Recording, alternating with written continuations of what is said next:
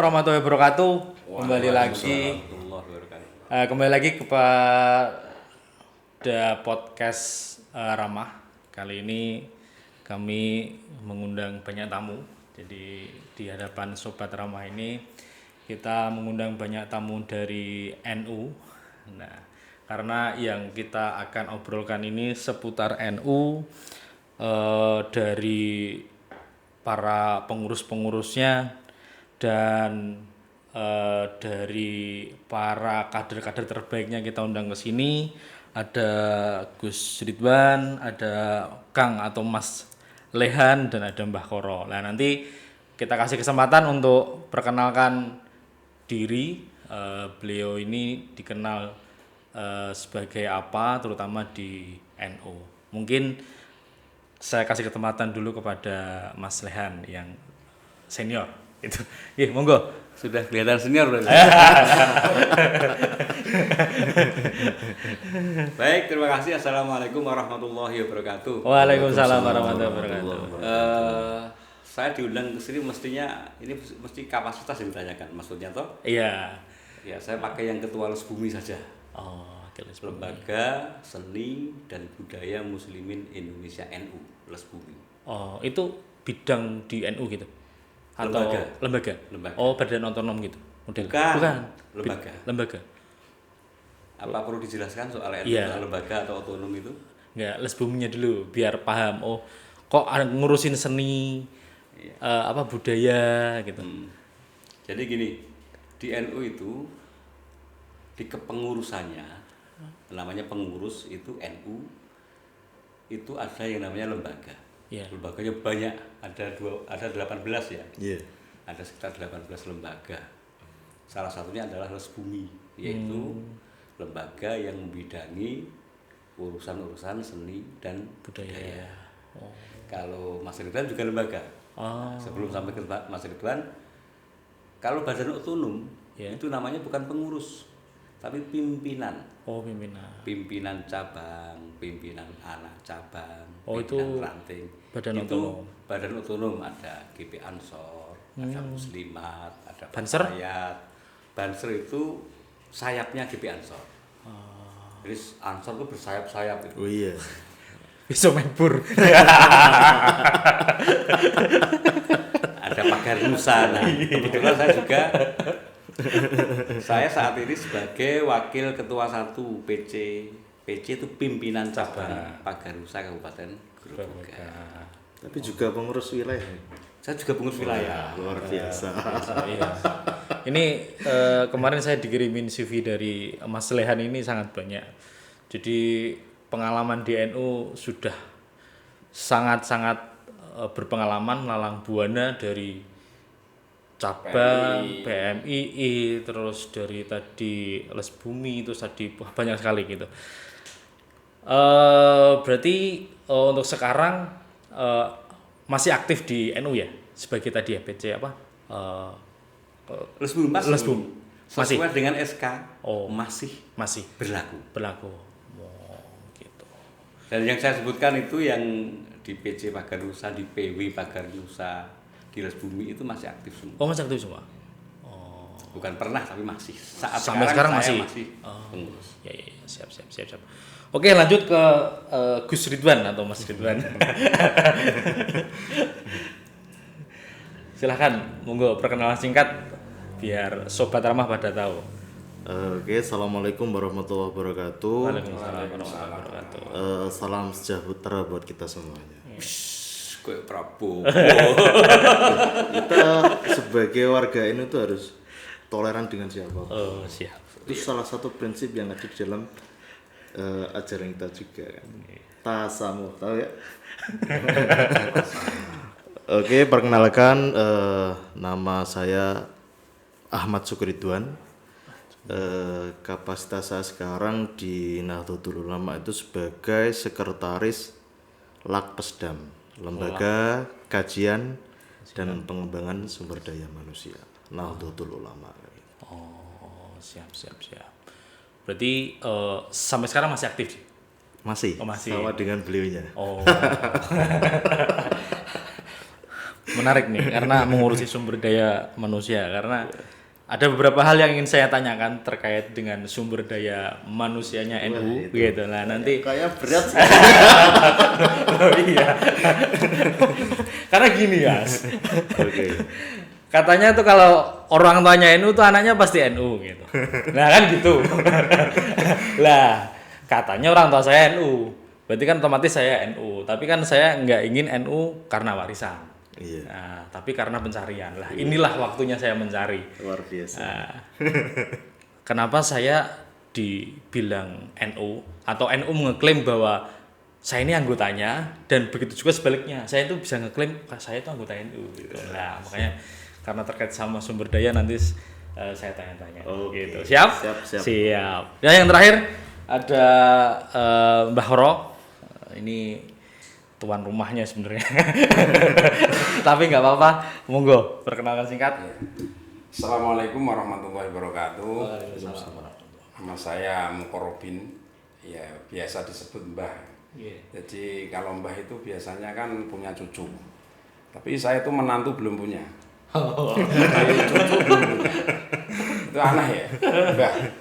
Ya seperti Yos tadi menyampaikan ke saya, Mbah Koro. Kapasitas saya di NU adalah Ketua Tanfidiyah Majelis Wakil Cabang NU Kecamatan Penawangan. Dalam periode tahun 2023-2027. 23-27. Ya.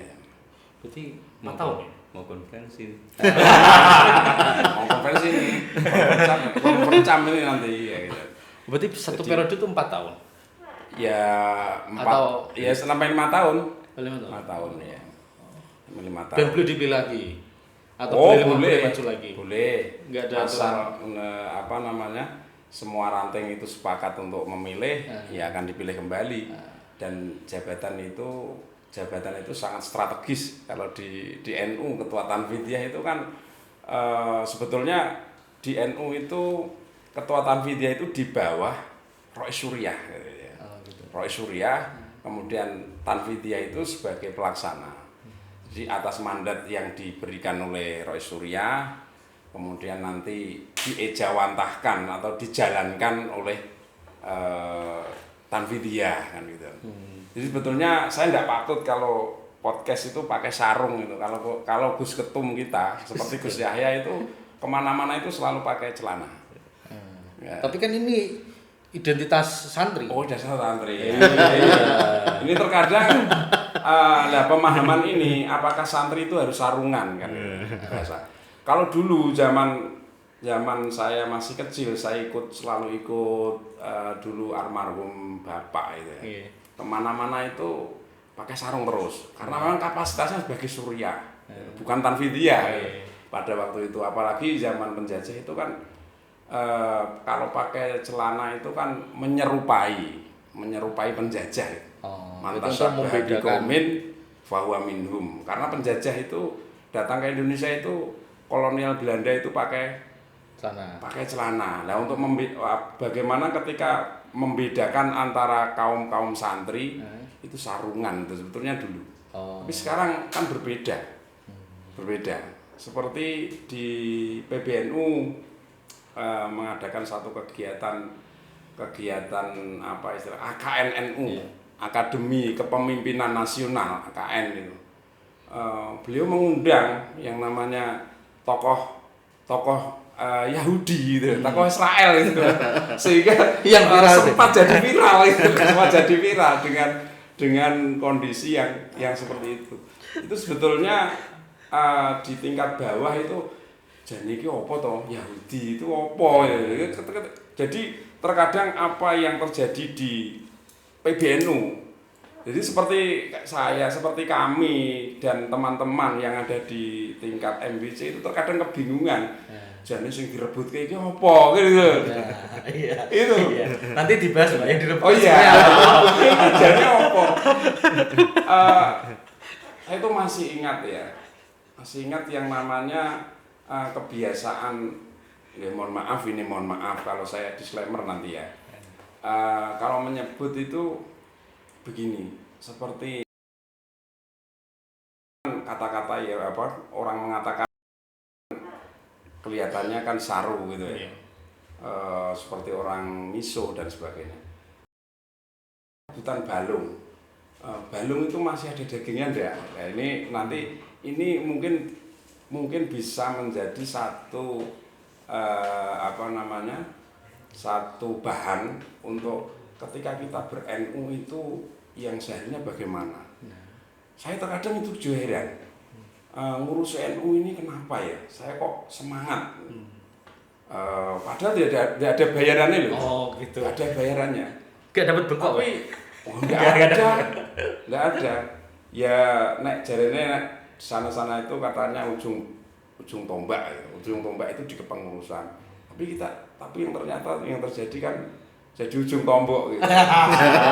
Jadi mungkin dari para sahabat-sahabatku yang ada di PCNU ini mungkin tidak tombok, ujung tombok enggak. Tapi mungkin bisa memetik madunya. Hasilnya gitu. Ujung tombak yang bermadu. Ingat Pak Goro, posisi menentukan nasi. Ini sekedar pembuka saja. Saya pembuka, jadi saya sudah memperkenalkan. Ya, saya berkhidmat di NU ini sangat senang sekali. Senang. Kenapa kok saya senang? Ya padahal saya itu harus berkorban waktu, berkorban tenaga, terus finansial. Terkadang ya kita harus meluangkan waktu. Nah, ini tapi saya senang berkhidmat di NU itu. Ya. Siap. Nanti kita bahas satu-satu. Tapi gini, tamu-tamu saya yang terhormat nih. Sejak awal berdirinya podcast ini memang alhamdulillah saya pribadi dan teman-teman disupport penuh oleh Mbak Koro ya, dari ide awal di podcast ini. Makanya sampai alhamdulillah dari kita podcast itu di akhir Ramadan untuk pertama kali sampai sekarang udah sebenarnya untuk produksinya udah ada sekitar 10 episode. Tapi yang sudah tayang itu baru sekitar 5 episode gitu. Jadi kita kumpulkan dulu satu persatu, kita jadwalkan seminggu sekali gitu. Dan alhamdulillah makasih atas dukungannya, makasih atas dukungan teman-teman, akhirnya podcast ini tercipta gitu. Salah satunya ya beliau dari Mbak Koro ini gitu. Jadi walaupun tadi ujung tombok gitu tapi insya Allah nanti manfaatnya akan dirasakan oleh banyak orang gitu. Saya nggak percaya kok. Nah, sebelum jauh kita ngobrolin masalah NU, mungkin saya pribadi ingin tanya ke Mas Lehan, NU itu sebenarnya itu apa? Sebuah organisasikah, sebuah pahamkah, atau sebuah alirankah? Karena banyak orang yang sangat mudah ngeklaim bahwa saya ini NU tanpa melalui banyak proses gitu. Ya. Dan begitu juga NU pun juga dengan PD-nya ngeklaim NU itu organisasi terbesar di Indonesia. Kalau ditanya jumlahnya berapa, mungkin akan punya banyak versi karena setahu saya secara pendataan sepertinya yang saya tahu itu tidak begitu rapi tentang keanggotaan NU ini gitu. Mungkin dari Mas Lian bisa sedikit ngupas NU ini sebenarnya apa gitu. Kalau saya jawab NU itu sebuah brand gimana? Ya enggak masalah. NU itu brand. NU brand. Iya. Artinya saya bisa mengatakan bahwa NU itu brand. Ini salah satu. Karena apa? Karena memahami pertanyaan NU itu apa. Itu tidak bisa parsial. Itu harus holistik. Karena apa? Karena sisi-sisinya banyak. Saya ambil NU itu brand apa? Barusan rame toh di Panti, pondoknya ada logonya NU. Orangnya tidak pengurus NU, kan itu. Orangnya bukan pengurus NU. Klaim berarti. Saya juga ada di tempat saya. Saya protes itu. Dia Ruqyah Asifa, ada gambarnya NU. Dia debat dengan saya tentang NU, dia ngucukin NU. Maka saya layani, tetapi ketika saya mau pamit, saya pukul dia. Mas, jenengan tidak begitu percaya pada NU, bahkan mojokin NU dan pengurusnya. Tapi lihat, itu ada gambar NU di tulisan ruqyah jenengan. Jenengan cari makan. Ini NU brandnya di situ. Oh gitu. Dan banyak yang pakai ini. Oh ya, baik. Iya. Kalau kemudian lebih luas, NU itu apa? Iya. Harus holistik, tidak boleh parsial. Kalau saya bilang NU adalah organisasi sosial kemasyarakatan dan keagamaan sesuai dengan SK Kemenkumham, ya bisa. NU adalah kumpulan para ulama yang kemudian merumuskan hal-hal yang itu bisa dengan kacamata yang lain. NU adalah sebuah organisasi yang mengusung agar Ahlus Sunnah wal Jamaah tetap menjadi pegangan orang-orang Islam, bisa. Tapi itu tidak satu pengertian, itu pengertian yang banyak. Mungkin yang menarik yang brand tadi lah. Itu, saya kira itu. Tapi kalau orang memakai brand NU berarti harus izin atau bebas saja? Misalnya gini nih, Ramah Kreatif Studio saya tempelin di sini NU misalkan. Harus izin enggak? Soal izin itu tidak, tapi nanti akan ada penertiban. Kalau ketahuan. Misalnya Mbak Koro, sekarang ini yang kebakaran jenggot siapa? Ketika di Pati dan di wilayah-wilayah yang lain ada kiai yang masih berotak mesum seperti itu, kemudian mengaplikasikannya kepada santri-santrinya, dan mereka pondoknya ada gambar NU, tetapi dia tidak pengurus NU. Yang kebakaran jenggot sekarang yang mau merapikan siapa? Yang mau menerbitkan? RMI toh. RMI bingung nih. RMI toh, Pak. Nah, Robitoh Ma'ahid Islamiyah. Wah ini mau alafin di Makanya saya undang jenengan ke sini. Saya nanya-nanya gitu. Walaupun umur mungkin udah dewasa, tapi pengetahuan ke-NU-an kan saya masih segini, Pak. Jadi RMI itu sebuah lembaga. Nah, kembali ke lembaga. Di NU ada lembaga yang ngurusi masalah-masalah pondok pesantren. Itu domainnya RMI. Maka RMI di Grobogan juga sudah ambil satu tindakan, dia ada sosialisasi dan macam-macam. Jadi itu ketika orang yang nobody, orang yang bukan siapa-siapa, kemudian tiba-tiba mengatasnamakan memakai brand NU. Itu pasti diterbitkan. Jadi kan ngaku saya NU. Kalau jangan mau makan di rumah makan di Sragen yang gratis ketika punya Kartanu, saya NU Pak. Mau gratis gak bisa karena harus menunjukkan kartu tanda anggota NU. Oh gitu. Kalau saya tunjukin foto sama Mbak Koro bisa? Oh nggak bisa. Oh, bisa. Ya ampun juga Mbak. Ini orang NU dompetnya tuh Kartanu nih. Oh gitu. Coba Kartanu. Wah, dompetku ketinggalan itu. Oh gini. Tidak hanya itu, pagar Nusa loh. Oh ini kartu NU. Iya. Ini semacam KTA gitu, Pak. Iya. Oh. Dan itu terintegrasi di sistem. Kalau saya mau mendapatkan ini daftar gitu Langkai aja. dulu Mbah Koro. Ya di NU ini kan untuk kepemimpinan Gus Ketum itu kan nanti kan ada namanya Dikdaya. Sistem data aplikasi itu ya? Ya, Dikdaya itu diantaranya di situ ada Sisnu, kemudian sistem informasi yang terintegrasi dengan data yang ada di PBNU. Digitalisasi data dan pelayanan NU Dikdaya. Dikdaya itu digitalisasi. Oh gitu. Berarti kalau pakai itu tadi kalau ke mana? Sragen Ada yang rumah makan gratis. Ada. Gak bisa dipinjam itu ya? Enak aja. Kalau fotonya nanti kena, tidak sesuai aplikasi. Susah gitu. Terus gini, tadi NU dianalogikan sebagai brand. Ya namanya brand gitu kan pasti punya sektor atau punya market yang berbeda-beda. Ya, Ya pasti kan. ya. Lah marketnya ini siapa? Atau bergeraknya itu sebenarnya difokus di bidang apa? Jadi, kalau mau apa-apa NU gitu. Kalau misalkan gini contohnya, kalau kita ngomongin marketplace, jual beli online langsung ting, marketplace warna oranye. Ya. Lah NU ini mau diposisikan seperti apa?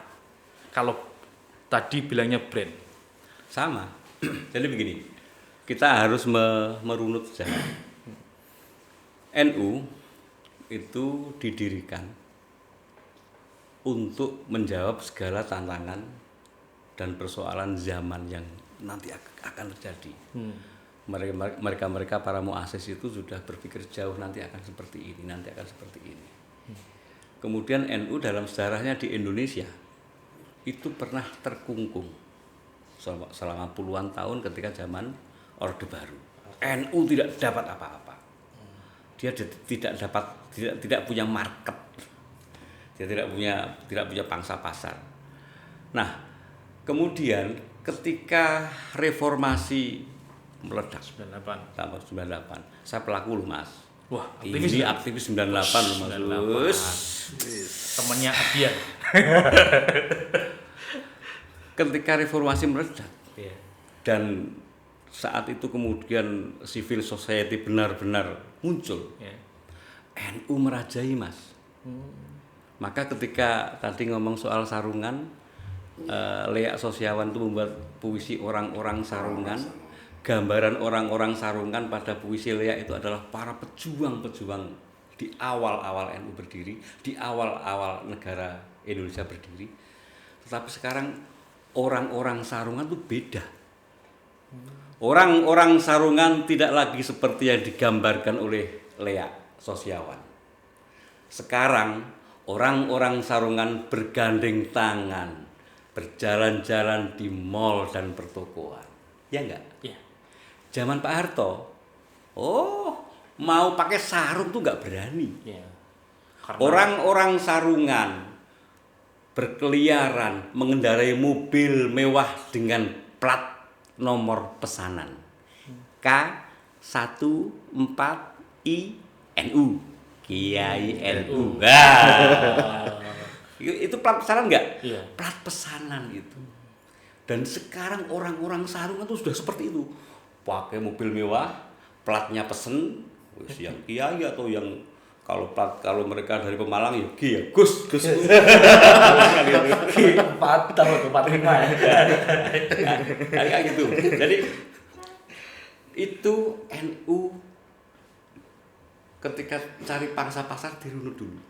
Dan sekarang ini orang-orang sarungan sudah masuk ke perkantoran, perusahaan, bahkan istana kepresidenan. Iya enggak? Iya. Gus Muafik, Jokowi aja berdiri pakai sarung, santai aja. Gus Muafik pakai sarung, santai aja, masuk istana ngomong, dan orang-orang sarungan sudah biasa di istana. Kiai Ma'ruf Amin. Iya. Luar biasa. Akhirnya pangsa pasarnya meledak. Tetapi orang-orang sarungan saat ini bukan gambaran orang-orang sarungan seperti dalam pikirannya si Lea Sosiawan. Karena orang-orang sarungan saat ini mereka hanya memakai sarung. Mereka tidak bertarung. Mereka hanya menikmati saja. Mungkin berbeda dengan orang-orang sarungan yang digambarkan oleh para muassis ya. Kalau dulu itu semboyannya tadi saya sampaikan bahwasanya orang sarungan itu seakan-akan orang NU, kaum santri dalam hal ini adalah sebuah kewajiban. Ketika zaman simbah kita, zaman bapak-bapak kita, ketika menjadi pengurus NU gitu, nggak ada yang pakai celana itu ya, karena apa? Doktrinnya tadi, doktrin yang ditanamkan oleh para muassis itu tasabbaha biqaumin fahuwa minhum gitu. Sehingga itu adalah bentuk patriotisme untuk menjaga NKRI ini tetap kuat gitu loh. Doktrinnya itu pakai sarung, karena sarung itu adalah sebetulnya sarung itu kan bukan pakaian syar'i kan, bukan ya, bukan sekarang itu ya. Orang mengatakan pakaian syar'i. Maka seperti yang disampaikan oleh beliau Bapak Kiai Haji Said Agil, Profesor Said Agil Sirot, ketika beliau mengatakan yang dibawa ilmu yang dibawa dari Arab itu ilmunya, jangan budayanya, gitu sampai seperti itu. Sehingga kemana-mana Buya Said itu ketika beliau itu mendatangi satu kegiatan-kegiatan ke-NU-an itu, dia itu sering pakai celana. Sekarang itu kan berbeda, kan begitu kan. Memang zamannya sudah berbeda tadi. Nah, ini maka kalau ada klaim bahwasanya negara ini adalah hasil perjuangan dari kaum santri.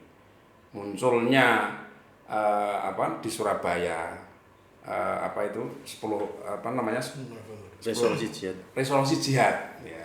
Itu kan bagian yang terpenting atas kemerdekaan, untuk mempertahankan kemerdekaan itu kan sangat kuat. Sehingga ya dari kaum-kaum sarungan tadi yang disampaikan pada saat itu. Jadi rata-rata para kiai yang mungkin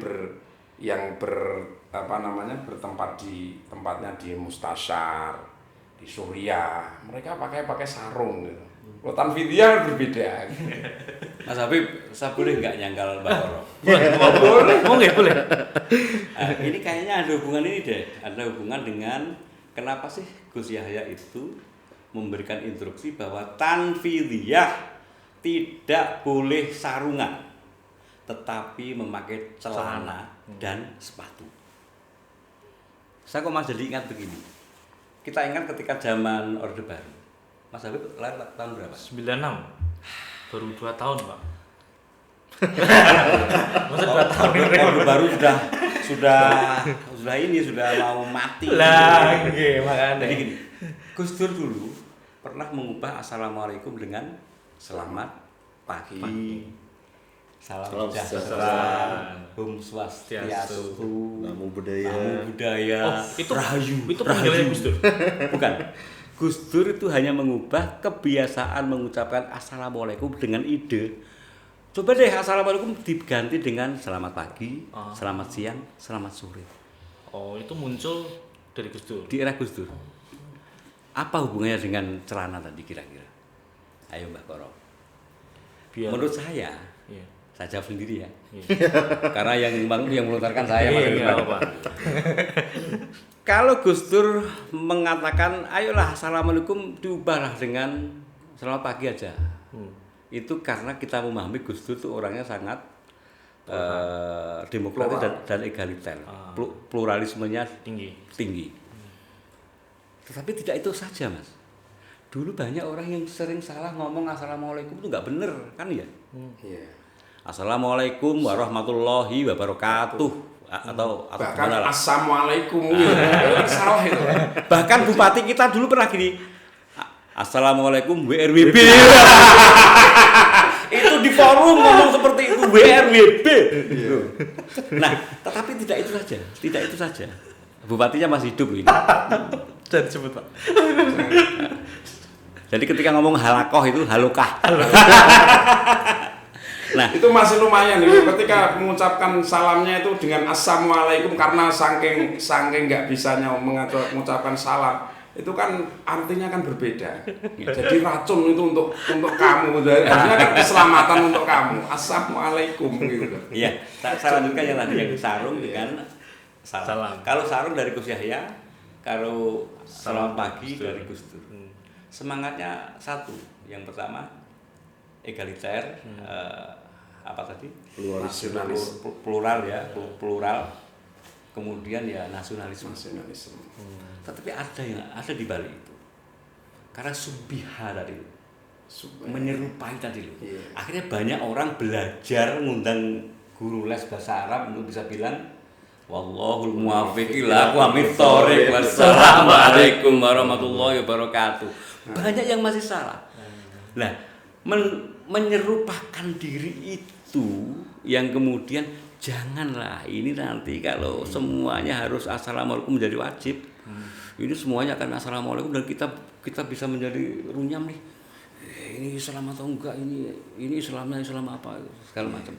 Itu mungkin di situ ada satu rahasia di situ menurut saya ini. Kemudian sarung, sama Pak. Sarung saya bilang tadi, orang-orang sarungan berkeliaran, memadati jalan dengan mobil mewah berplat pesanan. Itu mereka apakah dari NU betul? Karena sarungan tadi, mereka ngerti rukun Islam atau tidak, mereka sholat atau tidak, we don't know. Tapi mereka pakai sarung, berani pakai sarung. Dan ketika mereka mengidentitaskan diri dengan sarung, dengan market tertentu, masuk itu tasabuh itu. tasabuhnya. Itu ada semangat itu menurut saya loh, Mbak Boro ini. Minta maaf. Itu Iya. Jadi pemanaan tasabuh itu kan bukan berarti ketika kita memakai celana kemudian tasabuhnya dengan apa namanya kaum penjajah kolonialis. Sekarang dibalik.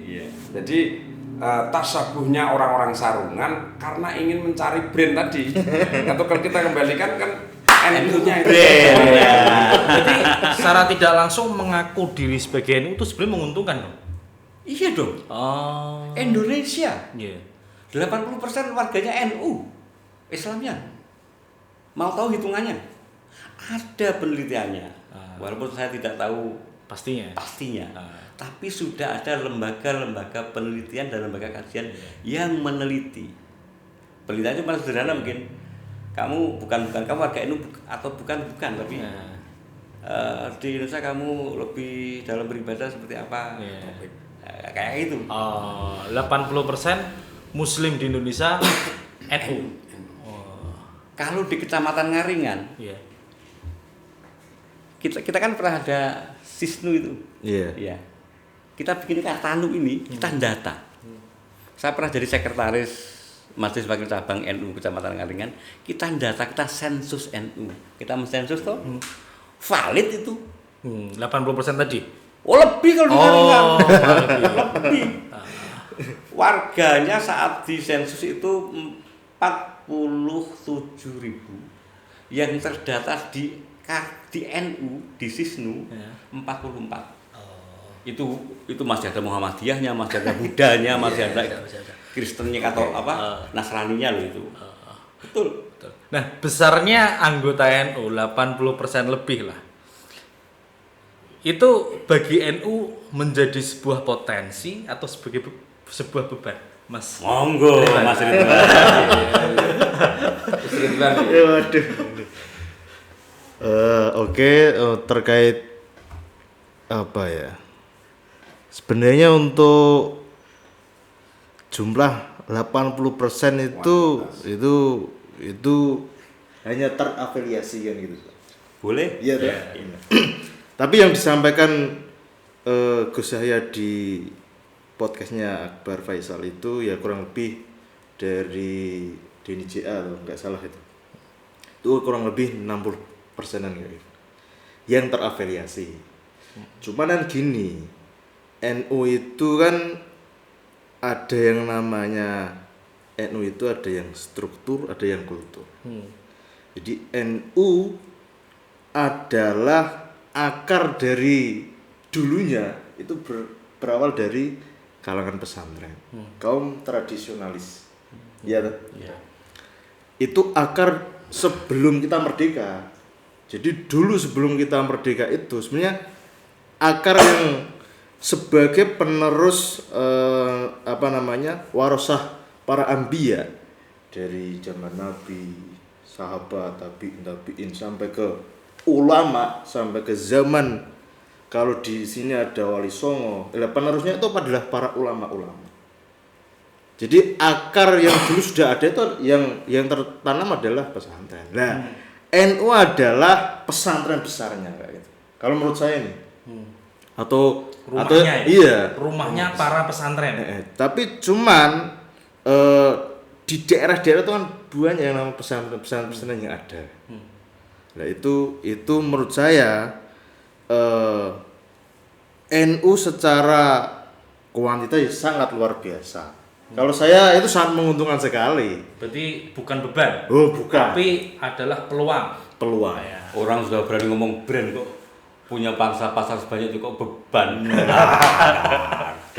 Jadi itu kuantitas yang sangat luar biasa yang seharusnya kalau di dalam negara itu kepemimpinan itu mentasyarufkan kepemimpinan itu untuk kemaslahatan umat, ya seharusnya kelembagaan NU secara struktural itu mampu mengejawantakan itu, seharusnya kan gitu. Cuman ya lagi-lagi perjalanan hidup itu ada dinamika, ya kan? Kita sebagai orang yang entah itu kultur, entah itu struktur, tapi saya sangat mengapresiasi sekali kehebatan orang yang menghikmatkan dirinya di dalam strukturan itu sangat luar biasa. Bahkan yang kultural itu kan mungkin kalau di desa-desa yang sering dilaksanakan itu ya tahlilan, ngaji bersama, terus kalau di tingkat MBC itu ada selapanan ya. Itu sangat luar biasa. Itu kategorinya kultural. Itu kultur. Guru ngaji berarti kultural. Oh iya, itu harus kita apresiasi. Dia itu salah satu penjaga Nahdlatul Ulama atau paham Ahlussunnah wal Jamaah. Itu kita apresiasi, apalagi yang struktural. tadi ujung tombak dan ujung tombak. Wah, itu yang harus diapresiasi. Fitini hatal khairah itu. Artinya gini, saya sangat bangga sekali menjadi salah satu warga NU dan juga ya sedikit menghikmatkan dedikasi kita di dalam kepengurusan itu saya sangat bangga sekali. Ya semoga kita semua ini bisa mendapatkan pertolongan nantinya oleh para guru-guru kita ya. Terutama para muassis dan muharrik. Muassis dan para penggeraknya lah. Itu saya sangat berterima kasih sekali bisa belajar dan menempa ilmu di sana. Saya kira gitu. Berarti tadi kultural dan struktural. Kalau kultural ya guru-guru ngaji, masyarakat yang melaksanakan tahlilan. Betul. Itu kan kategorinya kultural. Iya. Dan tadi dibilangnya bahwa sebenarnya dulu-dulu itu aktivitas-aktivitas itu sudah ada duluan. Iya. Ditambah dengan adanya pesantren-pesantren, lalu diformalkan dalam bentuk rumah tadi ya bernama NU. Kira-kira kita coba berandai-andai gitu. Misalkan dulu tidak muncul sebuah kelembagaan atau brand NU, apakah kultural itu akan hilang? Atau tetap aja bakal jalan? Waduh gitu. Sebentar. Saya mau mengkontrol B. Cetakan. Tentang NU struktural dan NU kultural. Saya sebenarnya nggak sepakat. Karena itu dikotomi yang menjebak. Gimana maksudnya tuh? Mendikotomikan struktural dan kultural itu bagi saya nggak ada, karena dalam pandangan saya ber-NU itu ya holistik. NU itu bisa kita pahami sebagai jamiyahnya. Mbah Koro ini jamiyah, saya jamiyah, pengurus-pengurusnya, organisasinya. Kemudian dari jamaahnya, kemudian dari harokahnya, amaliyahnya, fikrohnya, kan gitu. Jadi kemudian kenapa muncul istilah NU kultural dan NU struktural? Itu saya pribadi Mas Ridwan, saya tidak sepakat. Karena itu lebih pandangan orang yang dari luar NU. Orang luar NU itu mengkotak-kotakan itu, dan ternyata kita yang di dalam itu enjoy aja, padahal itu menjebak. Pengurus NU harus berani bilang, wes, sing penting aku amaliyahku NU, wah aku amal NU ini Ahlus Sunnah wal Jamaah, wis gak NU-NU-an. Banyak itu. Banyak, ya. Jadi mereka bilang ini, wis amaliyah saya Ahlus Sunnah wal Jamaah.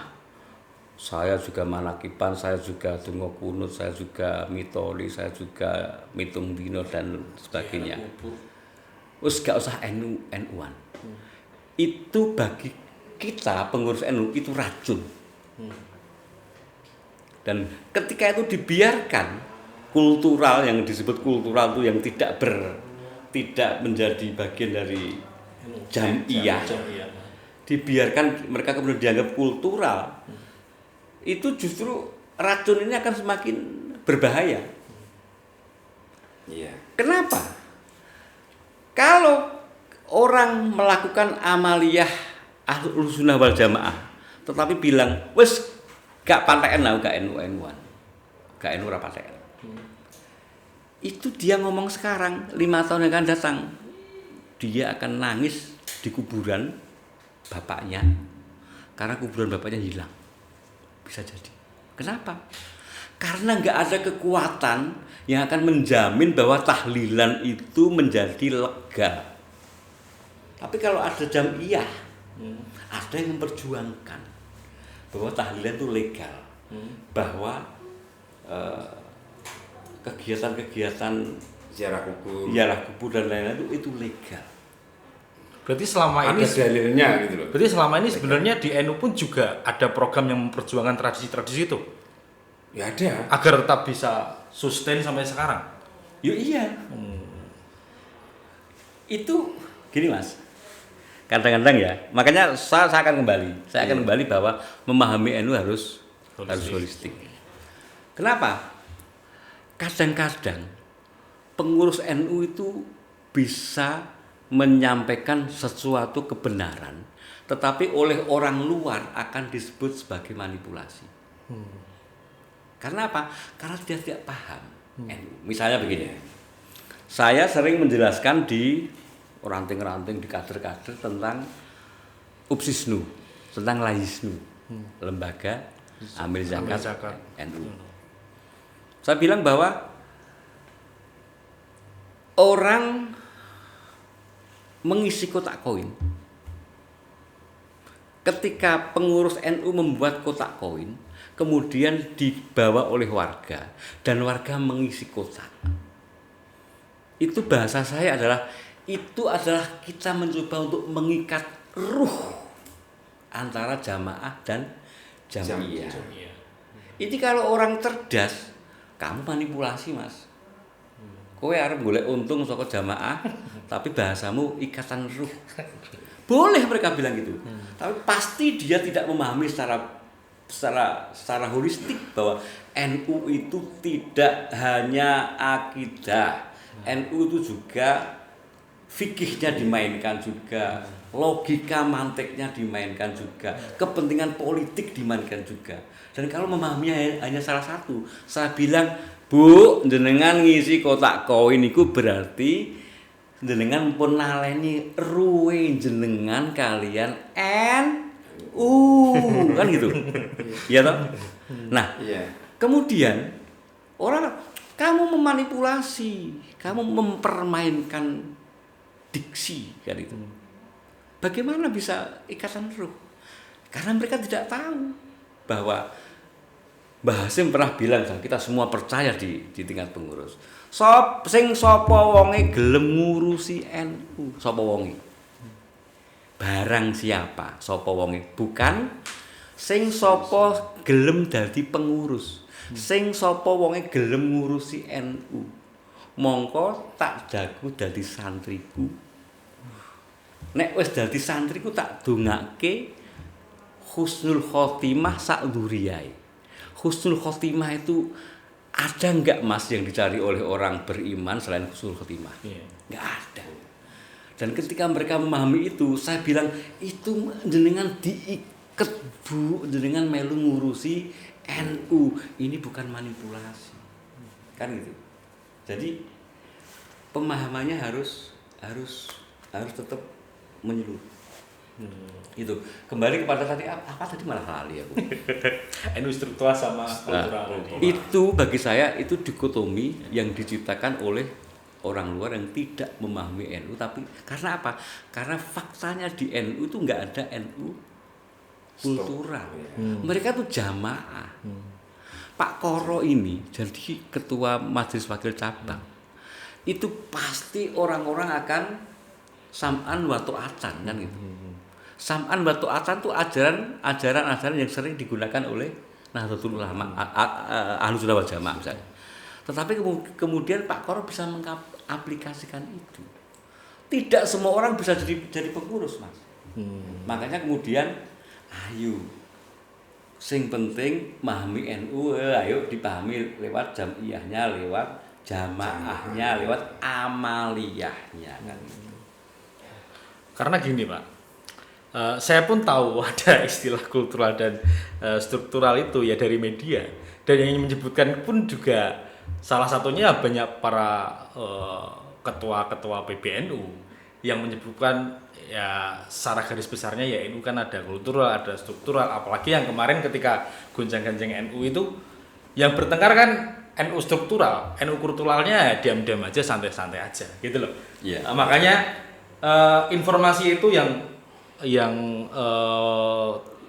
saya dapatkan bahwa oh ternyata memang ada dua penyebutan untuk keanggotaan NU gitu. Yeah. Oh ada struktural, ada kultural gitu. Tapi saya sangat setuju Pak, karena dalam artian kalau kita membedakan kultural dan struktural seolah-olah masing-masing berjalan sendiri. Struktural berjalan sendiri, kultural berjalan sendiri. Harusnya kan bersinergi. Struktural jalan, katakanlah kalau misalkan itu istilah yang kita sepakati benar ya. Struktural jalan memperjuangkan nasib para kulturalnya sehingga bisa saling sinergis antara jamaah yang di bawah sama para struktur pengurus yang di atas gitu. Iya. Kalau saya pribadi gitu. Saya juga tak Coba dari Mas ada pendapat lain.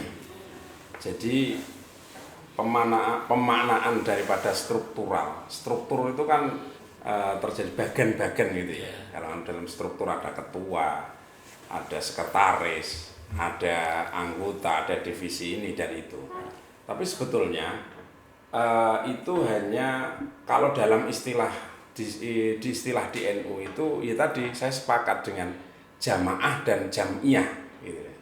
Kalau jamiyah itu adalah orang-orang yang mengikatkan diri, bahkan tidak hanya secara finansial, dengan uang, dengan hartanya dia diikatkan, itu tidak hanya itu, sesuai dengan kapasitas masing-masing. Ketika ada seseorang yang ahli di bidang kajian fikih, ini akan diikatkan sanad keilmuannya ke para musnid ya, kepada orang yang disandari dalam sanad keilmuannya. Itu di NU itu juga sangat dipertahankan sekali. Ya. Jadi saya pernah belajar kepada Kiai A, Kiai A ini kepada Kiai B, terus sanad itu akan terhubung antara saya, ilmu yang saya dapatkan dari kiai saya, dari mas saya, ini akan terhubung terus sampai kepada Rasulullah. Jadi ini yang di bidang fikih, di bidang ubudiyah gitu, ubudiyah. Praktek ibadahnya mengikuti salah satu madzhab 4, Hanafi, Maliki, kemudian Syafi'i, kemudian Hambali. Ini jelas, jadi dapat dipertanggungjawabkan istilahnya. Ini dalam konteks fikih. Kemudian dalam ilmu dalam tasawufnya berkiblat kepada Al-Ghazali kepada gurunya sampai kepada Rasulullah. Ini dalam rangka untuk mengikatkan diri, mengikatkan sanad keilmuan jamaah tadi kepada jamiyah, sebuah organisasi yang besar tadi, sampai kepada Rasulullah. Jadi pemahaman struktural dan struktural dan kultural itu sebetulnya hanya bentuknya itu ketika kita melihat warga Nahdliyin katanya. Nahdliyin dan Nahdliyat itu seakan-akan struktural. Tapi sebetulnya itu kultural, kultural. Tapi sebetulnya ketika dia itu mengikatkan dirinya kepada jamiah, ini sebetulnya struktural gitu loh. Jadi kalau dalam struktur itu kan ada yang namanya anggota. Kaum Nahdliyin yang sudah ya diantaranya indikatornya masuk dalam Sisnu, itu kan termasuk mengikatkan dirinya kepada pengakuan dirinya bahwa saya itu adalah Nahdliyin. Nahdliyin ini sudah tidak melihat kultural dan struktural gitu. Seperti nuwun sewu mohon maaf, ketika kita mencatatkan diri kita pada KTP, ketika kita pergi ke luar negeri akan menunjukkan KTP, ini menunjukkan bahwasanya saya itu adalah orang Indonesia. Bukan kultur Indonesia tidak, tetapi memang secara struktural saya menjadi bagian dari warga negara Indonesia. Gitu. Iya. Tapi yang pasti gini, mau struktural atau kultural, itu nampaknya orang NU tuh suka ngopi lah, makanya ini kita ngopi dulu, monggo. Terus ini ala kadernya. Tapi semoga menjadi siap. Teman untuk diskusi. Monggo. Iya. Monggo diskusikan niku wonten. Niki monggo antar pertanyaan. Nggih wonten kalih pertanyaan titipan saking kultural. Nggih. Siap. Bagiannya Mas Ridwan itu, bukan saya itu. Iku napa nak wingi kan wonten PBB dipanggil ning kantor PBN niku. Mbok wonten bisik-bisik napa niku. Lah niku sing pertama sing nomor kali niku ini kan ajeng nyerai muktamar niku. Nggih. Lah kenapa kok muktamar NU kok setiap akan ada acara muktamar pasti ada gonjang-ganjing itu ada apa? berbeda dengan kubu sebelah. Oh gitu. Kalau kubu sebelah gimana? Ada mayem? Kayak Siap. Terima kasih. Oke, sebelum dijawab monggo tunjukin. Oke. Ngeki kopi papat wae pertanyaannya akeh banget. Jadi pertanyaannya satu, dipanggil ada bisik-bisik apa? Yang kedua, ini kok ketika ada muktamar kok selalu gonjang-ganjing gitu. Tidak kayak kubu sebelah yang ada mayem. Kubu sebelah mungkin saya jelaskan, mungkin saya ini perjelas ya, mungkin saudara NU Muhammadiyah. Gitu. Kan jarang tuh Muhammadiyah kalau berganti saudara tua ya. Mas Habib. Nggih. Jangankan mau ada muktamar. Nggih. Habis muktamar aja gonjang-ganjing. Oh gitu. Coba kita runut. Gus Yahya itu belum sampai 3 tahun periode kepengurusan. Dia itu sudah dipotong kakinya, dipotong tangannya, dipotong lidahnya. Oleh yang punya pisau. Dipotong. Artinya, ketika Gus Yahya selaku ketua PBNU itu menyampaikan program, menyampaikan visi misi dan lain-lain, itu ada yang ojo mlaku kabeh repot iku. Kalau program NU itu jalan, PBNU jalan dalam 5 tahun jalan semua, Pak. Wah keren itu. NU keren banget itu. Tetapi setelah muktamar, bukan pramuktamar lu geger. Setelah muktamar aja geger. Belum 3 tahun itu kan setelah. Kalau menjelang kan ya sekarang ini. NU udah 5 tahun ya? 5 tahun. Oh, Walaupun saya belum percaya ini Agustus bisa jalan atau tidak. Oh. Karena Caranya khusus, ya, muktamar. Terlalu mepet lah. Tapi gini, sebelum ke situ. Nah soal bisik-bisik kita sudah nggak tahu karena yang dibisikin dia ya. Nggak hadir saya. Saya nggak dibisikin apa. Kalau Mas Ridwan tahu. Nah, jadi begini. Muktamar itu kan agenda organisasi wajib. Wajib secara organisasi dan wajib secara administrasi. prasyaratnya banyak untuk bisa menjadi muktamar itu tidak hanya masa periode habis. Ada konbes, ada munas alim ulama. Itu dilalui dulu baru bisa muktamar. Nah, bagaimana bisa berjalan muktamar ini dengan baik sesuai dengan jadwal? Ketika untuk membentuk panitia aja sudah saling cakar-cakaran. Bagaimana kemudian muktamar itu bisa berjalan sesuai jadwal ketika masing-masing saling sandra. Kemudian bagaimana muktamar ini bisa berjalan sesuai jadwal ketika aturan-aturan sendiri itu juga menyandra. Yang berhak melakukan muktamar, yang berhak menjalankan muktamar itu PBNU. Yang berhak untuk melakukan muktamar luar biasa juga PBNU. PW, PC sebagai mandataris, sebagai yang punya mandat itu nggak bisa apa-apa. Muktamar luar biasa pun nggak ada aturannya. Karena muktamar luar biasa pun yang menjalankan ya PBNU. Padahal yang pemegang mandat itu kan di muktamar kan PW, PC, PCI internasional juga kan. Mereka punya suara, tapi nggak bisa apa-apa. Ini sandra. Kemudian belum lagi kepentingan yang bertarung kan itu.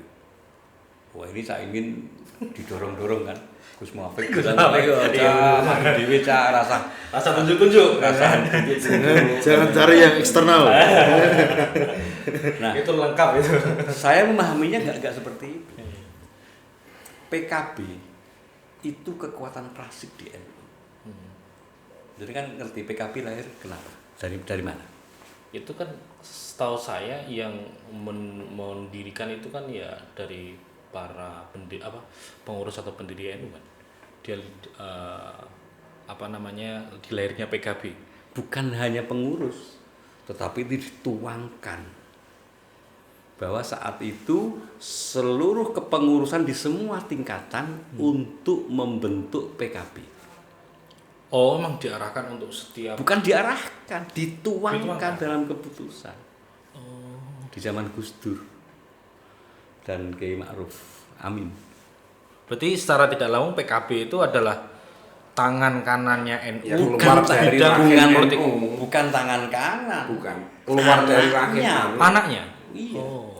Yang keluar dari rahim NU memang PKB itu. PKB itu kekuatan klasik yang sekarang ini luar biasa. Kuat dia. Bayangin, Caimin megang PKB. Kalau Caimin nggak jaduk, nggak orang hebat. Hebat dia Caimin. Oh sudah. Sekarang 3 besar. Sudah. Partai lain 3 besar. Kan itu. Tapi kalau boleh kritik ya. Sebentar. Ngosek. Nanti kalau dipotong. Saya kan non partai ini, non partai loh. Saya juga non partai, DPR ora, pengurus partai juga tidak saya. Begini, saya hanya ingin menyampaikan, saya dulu pelaku sejarah. Dulu di Kabupaten Grobogan ketika PBNU memberikan surat instruksi untuk membentuk partai PKB, untuk membentuk PKB di semua tingkatan tadi. Maka di Grobogan itu juga dibentuk. Jadi kemudian diobrak-abrik orang yang jadi menjadi tidak jadi, kan itu, dan lain-lain. Nah, di semua tingkatan di tingkat nasional juga seperti itu. Jadi PKB ini partai yang merasa paling berhak di NU, paling berhak untuk NU, kan itu, karena dia asasnya juga harus sunnah wal jamaah. Nah, di muktamar ini nanti kekuatan PKB sebagai kekuatan klasik itu akan muncul. Itu sudah dimulai lama, Mas. Ketika sebelum muncul isu pansus haji. Ya. Saya kebetulan di Jakarta semobil dengan anggota DPR dari PKB. Anggota DPR dari PKB itu diwawancarai secara online oleh beberapa media. Pak, mohon pendapat soal Gus Yahya haji ini, melanggar haji ini. Udah ketika dia sudah jawab secara ini juga, dia jawab kemudian ngomong-ngomong dengan saya. Loh, itu gimana bos? Serius itu? Lu serius? Ini Gus Yakut ini serius, nanti bisa dipecat, bisa dipenjara. Dan yang pertama paling meramaikan siapa? Orang-orang PKB, toh? PKB. Iya. Dan saya ngobrol itu, ini serius, kesalahannya betul, ini sampai banyak lah saya diceritakan. Ini dengan satu DPR RI, bukan DPR tidak. Salah satu anggota DPR RI yang saya semobil dengan dia pada malam itu ngobrol itu, dia bilang serius. Pelanggaran dari Gus Yakut ini nanti menjadi pelanggaran serius dan ketika pansus terbentuk itu Gus Yakut bisa menjadi tersangka dan pasti dipecat dari menteri kan itu. Iya. Nah itu yang ramai pertama PKB. Iya. Ya, toh. Nah itu sudah berapa tahun itu pansus Iya. itu kan sudah lama. Iya. Sudah mulai dikulik-kulik, Digodok. digoreng Nah pada akhirnya ini masuk. Iya. Masuk tetapi ketika Gus Yahya harus benar-benar ditahan, Ya. PKB kemana? Mereka semua diam, nggak ada yang komentar. Nah setelah sudah selesai, Gus Yahya bisa keluar loh ini, bisa nggak terbukti loh ini, kan gitu, bisa nggak terbukti. Dan PKB tangannya tidak kotor sama sekali. Dan sekarang ketika mau muktamar, PKB kendel ini. Sudah nyalain dari lama tuh, oh, Yahya itu apa? Bukan Gus, bukan Kiai kan Yahya. Kan gitu. Dan itu serius toh. Iya. Dan kita kan walaupun saya pengurus cabang itu awam untuk hal-hal seperti itu. Loh, Caimin masuk ngundang Gus Yahya ya Yahya kan itu. Nah, karena mereka seumuran lah piye. Kan gitu. Nah, Saya putus ya. kemudian setengah menit lagi. Kemudian PKB ini tidak akan mau kalah Pak Koro pada muktamar ini. Mereka nanti akan tidak mau terbendung ketika seperti kata Nusron, bahwa PMI akan masuk untuk ikut bermain. Saya itu orang PMI yang dulu ketika di Jogja itu masih sempat bertemu dengan Cak Imin karena Cak Imin menjadi ketua cabang PMI Yogyakarta. Dan PMI itu dididik untuk menjadi pemenang. PMI itu dididik untuk menjadi pemenang. Walaupun ya kalah bareng. Enggak. Tadi Bang Koro mau nyamain apa? Jadi selama saya hidup itu ya, saya memang belum pernah masuk di hiruk pikuknya politik. Politik gitu ya. Jadi saya masih ingat dulu itu ya slogan-slogan kalau di Pondok Pesantren Al Ma'ruf Bandung Sari itu politik itu adalah kotor. Itu tulisannya di MCK itu. Di MCK ya. Politik itu kotor. Padahal yang kotor temboknya. Ya, politik itu kotor ya.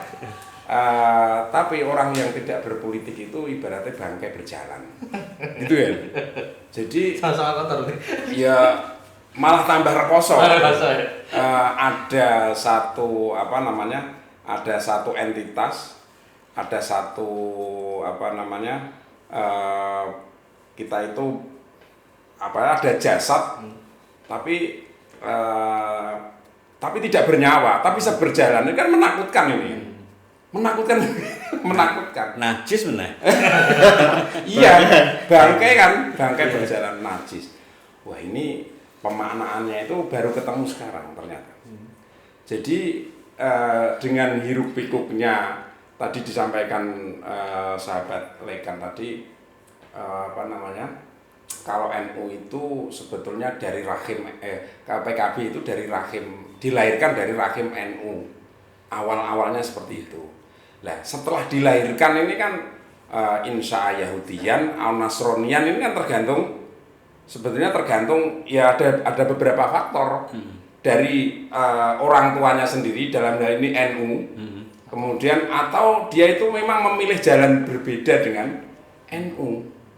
Maka pada saat Gus Dur itu kan ada satu perebutan itu antara Gus Dur yang PKB-nya Gus Dur dengan Caimin ya, anak perebutan sehingga muncul lagi Gus Durian itu dan sebagainya. Kalau kita berbicara mengenai politik, ternyata dalam perpolitikan dalam dunia perpolitikan itu ya, nah memang kalau kotor itu memang ya, karena di dalam politik itu tidak ada lawan abadi, tidak ada teman yang sejati, teman sejati dan lawan abadi. Hari ini mungkin kalau kita sama-sama belum jadi calon kepala desa, ketua MBC itu kan boleh nyalon, dukungannya kan sudah banyak.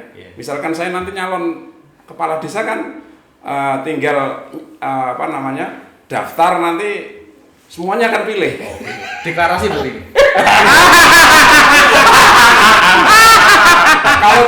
Kalau tidak dipilih, ya minimal punya pilihan sehingga bisa mengerahkan massa gitu. Ini keuntungannya. Ini katanya ini sahabat Ridwan ini kayaknya dia mau memanfaatkan momen itu. Berarti dengan apa yang disampaikan oleh Mbah Koro tadi, bahwa PKB itu dilahirkan dari NU tetapi menjadi Yahudi, Nasrani atau apapun itu, atau Majusi atau apapun itu, tergantung si anak tadi. Kalau saya menyimpulkan, itulah brand. Kenapa seperti itu? Ya karena NU itu brandingnya itu gitu loh, kan itu. Iya. Kita nggak peduli lah si anak ini kamu Nasrani apa ini kita kan. Tapi kan kalau PKB kan ngomong kita Ahlussunnah wal Jamaah itu. Tapi ngapain sih lu ngerebutin NU terus, ngerecokin terus? Ya karena NU itu brandnya kuat kan gitu. Nah, tapi mau atau sedikit penasaran sebenarnya. Ketika Caimin atau PKB mengusik kepemimpinan di NU atau mungkin Menteri Agama waktu itu kan sempat geger dan sempat ada konflik juga, sempat ada dalam tanda kutip kudeta terhadap pimpinan ketua umum NU, ya kan? Itu sebenarnya perasaan para kader-kader NU yang di bawah tuh sebenarnya gimana gitu? Apakah sama-sama punya punya sense, wah gak gini harusnya kayak gini, atau masa bodoh dengan kondisi konflik yang ada di atas? Mas Ridwan monggo. Nah karena kan yang ramai kan di atas di media, konflik antara elit ini dengan elit ini, Gus ini dengan Gus ini, terus kiai ini ngomong A, kiai ini ngomong B, terus apalagi sempat ada, yaudah kita PC bikin aja sendiri gitu kan, sempat ada kayak gitu. Nah sebenarnya ketika ada konflik seperti itu, yang di bawah itu sebenarnya kayak gimana? Apakah sama-sama ikut berkonflik atau sebenarnya adem ayam aja? Ya itu kan semua sandiwara di atas misalkan, atau gimana? Iya, sebenarnya itu ya kapasitas kita itu sangat kecil ya. Ya tapi kan cuman menganalisis nggak apa-apa. Ya, 4 PK. Oh iya. Kita itu hanya pengurus cabang kok, dengan menganalisis PB Kisro.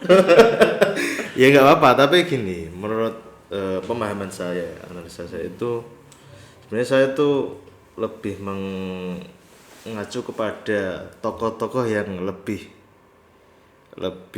adem ayem dan bisa memberikan kebijaksanaan. Salah satunya adalah Rois Suriah, PWN Jawa Tengah, Mbah Ubed. Sebenarnya ketika menyongsong muktamar kok selalu ribut terkait kandidat dan lain-lain. Sebenarnya itu secara pengalaman saya pernah ikut muktamar itu di Jombang. Muktamar ke 33 berarti. Jadi datang sana. Udah datang. Oh, itu 2014 atau 2015. Saya ikut. Itu sebenarnya gini, di sana itu Ki Haji Mustafa Bisri atau Gusmus itu kan menangis ingin mencium kakinya para muktamirin yang ada di dalam. Siapa kiai yang ada di situ mau dicium kakinya. Karena apa? NU itu pasca reformasi atau pasca kembalinya ke khitoh itu banyak dinamika yang ya karena itu perkembangan zaman tidak bisa terhindar dari yang namanya gejolak seperti itu, tidak bisa terhindarkan. Cuman kenapa itu berulang-ulang terus kayak gitu? Apakah itu menguntungkan kita sebagai organisasi yang besar atau malah itu kemunduran? Tapi dinamika itu pasti ada. Nah, saya saksi ketika muktamar di Jombang itu plenonya pindah ke sini, plenonya pindah di sana. Itu kan di sana kan penunjukan terkait mandat dari PC PW memilih langsung ketua Tanfidiyah itu kan wah bergejolak itu. Ada yang klaim yang menang Gus Solahuddin, kesolahan itu. Tapi endingnya yang menang kan tetap Kiai Akil Sirot sih. Tapi nggak apa, itu dinamika. Tapi toh nyatanya pasca dinamika itu bisa berkembang. Kembali ke titik persoalan itu. Sebenarnya kita sebagai generasi muda, tentunya saya saya lebih mengaca kepada dawuh-dawuh para beliau Kiai Obed. Sebenarnya sebelum muktamar itu dibuat dong pra muktamar itu ya di situ jangan membahas terkait kandidasi saja, tapi berbicara di muktamar itu adalah berbicara gagasan. Satu gagasan, dua tadi program itu pasca jadi dijalankan enggak dan sampai tuntas enggak. Jangan sampai Gus Yahya nanti hutang dan ini mau menjalankan lagi. Bilangnya di potensi. Iya. Jadi tidak hanya sekadar sebenarnya menganalisis terkait dinamika itu, wah itu mungkin itu pasti ada, tetapi jangan fokus kita itu dialihkan dong, jangan ke itunya. Gagasan-gagasan, program-program yang kita jalankan sehingga apa? Di dalam kaidah usul fikih itu tasyarruful imam ala ra'yah manutun bil maslahah itu kalau kita sebagai pengurus atau sebagai jamiah tasyarruful jamiah ala jamaah itu untuk apa? Untuk kemaslahatan warga NU dong. Jadi jangan hanya sekedar konflik tapi endingnya nggak jalan, terus kita berulang seperti itu. Apa kita nggak capek? Ujung tombak bro, ujung tombak terus tidak ada hasilnya. Terus apa yang kita cari tadi? Apakah balung yang dikerikiti tadi? Kan enggak ada dagingnya. Nah itu saya kira kita sebagai generasi yang nantinya akan itu ya minimalisir seharusnya. Jangan berbicara masalah konflik, tapi ayo kita sebagai generasi muda gagasan dan program. Oke. Jadi ketika kita berbicara masalah muktamar itu kan klasik ya. Klasik terus yang dibicarakan. Ya tidak bedanya ketika kita mau adanya Pilkades. Saya hubungkan pada Pilkades. Jadi ketika kita berbicara masalah kepemimpinan biasanya kan seperti itu. Nanti ujungnya Pak. Nanti tidak dalam briefing gitu. Enggak, ini namanya aktualisasi ya. Aktualisasi bagaimana kita melihat perbedaan di PBNU. Jadi kalau saya nikmati justru dengan perbedaan yang ada di PBNU antara Tanfidiyah dengan kelompok Surya itu kita lihat secara sama halnya ketika kita menonton drama itu ya. Drama yang sekarang baru viral itu kan drama Cina atau drama Korea drakor ya. Ketika ada CEO ini yang mau memenangkan satu tender, dia melakukan hal-hal yang semacam ini. Ternyata kebalikannya seperti itu. Itu ya, CEO itu kan ya sekte ini akan mengalahkan sekte ini ya. Interupsi Mas Habib. Mas Ridwan, ketua MGC tontonannya juga Enggak, saya memaknai tadi ya, melihat dinamika yang ada di PBNU mulai dari kubu Suriah dan kubu Tanfidiyah. Itu kita nikmati saja. Nikmati dalam tanda kutip ya, kita menikmati itu bukan berarti ketika ada satu pertarungan itu endingnya apa sih? Ya, itu loh hebatnya NU itu kan di situ. Jadi bagaimana sikap dari seorang ketua Tanfidiyah, ketua umum Tanfidiyah, dia itu sangat hormatnya terhadap Rois Am PBNU. Dia sampai sebegitunya. Beliau tidak pernah taruhlah menjelekkan ya, karena beliau itu adalah orang yang patut kita hormati. Sehingga dengan adanya islah, yaitu itu kan persis ketika kita belajar satu sejarah Nabi, ketika terjadi permusyawaratan di Sakifah Bani Sa'idah itu kalau tidak, itu kan ada satu perdebatan antara beberapa kubu yang pro Sayyidina Ali dengan pro yang Abu Bakar gitu kan. Walaupun terjadi satu perbedaan sudut pandang sehingga terjadi sebuah pertikaian. Itu di PBNU juga terjadi. Dan itu ternyata perjalanan satu sirah nabawiyah ini juga berlaku untuk di PBNU. Tidak bedanya ketika kita berbicara muktamar, pasti akan dilihat adalah kandidasi tadi. Kandidat ini yang paling cocok, kandidat ini yang paling cocok. Sementara program tidak. Ini adalah SDM yang sangat rendah sebetulnya. Siapa? Ya, kita memahaminya itu kalau orang berbicara PBNU ki jane iki kepiye to? Ada tukaran. Ketika kita melihat kepemimpinan di tingkat desa, yang dilihat mesti iki ki duit apa ora? Penyalon murah iki wani piro? Lah itu terus kan. Berbeda ketika kita memahaminya program apa toh yang sudah dilaksanakan oleh pemimpin terdahulu dan rencana program yang akan dilaksanakan untuk periodisasi berikutnya. Ini yang ditanya adalah visinya. Saya sepakat dengan apa yang disampaikan oleh Wakil Ketum PBNU itu. Ada empat itu. Di antaranya visinya Gus Ketum itu kan ada yang namanya transformasi jamiyah, transformasi jamiyah. Jadi era kepemimpinan Buya Said dengan era kepemimpinan Gus Yahya ini harus transformasi dong. Harus kita itu melihatnya NU ini jangan hanya wadifiyah saja, tapi mungkin sudah melangkah yang berbeda lagi. Programnya apa? Jamiyah itu harus bagaimana? Kemudian ketika jamiyah itu mengalami satu permasalahan penyelesaiannya bagaimana, analisis SWOT-nya bagaimana. Ini kan tantangan ke depan apa. Jadi kalau kita berbicara NU itu ya memang harus ada analisis SWOT lah.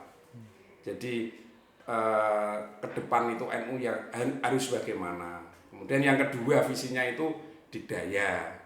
Ya, dikdaya yang ketika kita itu sukanya kalau mohon maaf sering di NU itu seremonial ansih lah, pengajian besar menghabiskan dana yang besar berhasil, ketika dihadiri oleh ribuan hadirin berhasil, biayanya sangat luar biasa.